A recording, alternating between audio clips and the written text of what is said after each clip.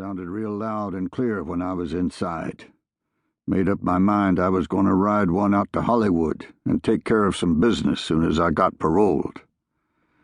"How long have you been out?" Father John said. "Long enough. Why do you care?" "The parole officer knows you're leaving?" "No reason for him to know what don't concern him." Out of the corner of his eye, Father John could see Kiki swiveling his head about, glancing from one side of the road to the other like a hunted man. Desperation rolled off him like sweat. He had counseled men like Kiki, wound up tighter than a spring, ready to snap.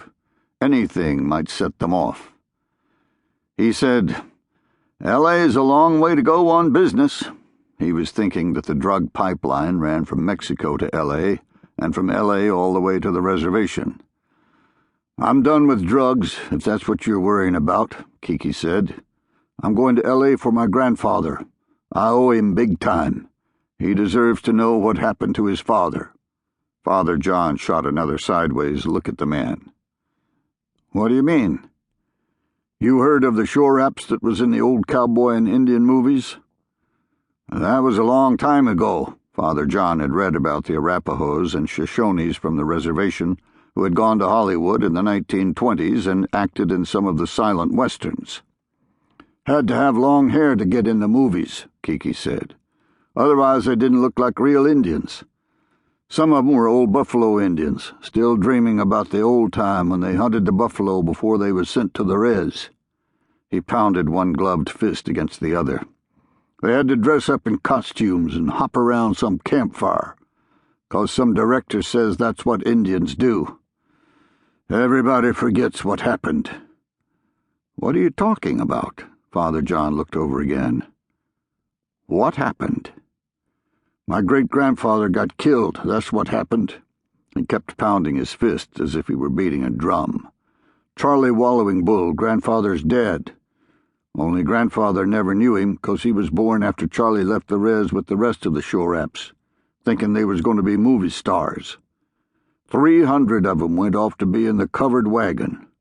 All of 'em came back from Hollywood, except Charlie. Grandfather says his mother kept waiting and waiting. Waited for 25 years, sure he was going to come back 'cause he wasn't ever going to leave her and his kid. Everybody said he'd walked away, went to Mexico or someplace.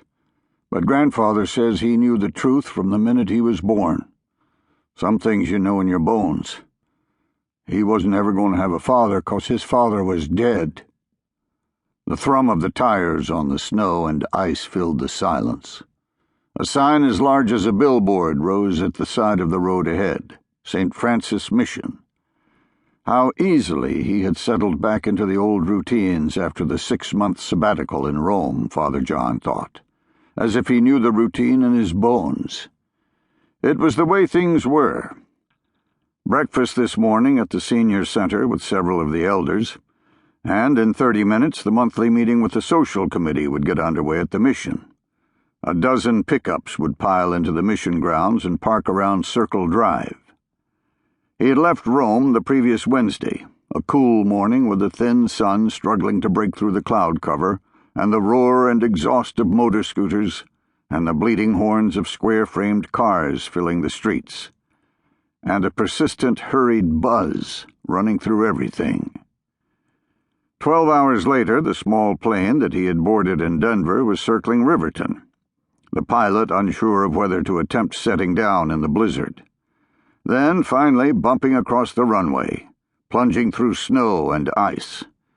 He had wanted to laugh out loud with the sheer joy of coming home. "You expect to find out what happened to your great-grandfather?" he said. "I'm going to find out who killed him, if that's what you mean." There was a snarl in Kiki's tone, a residue of bravado probably left over from long days and months in prison.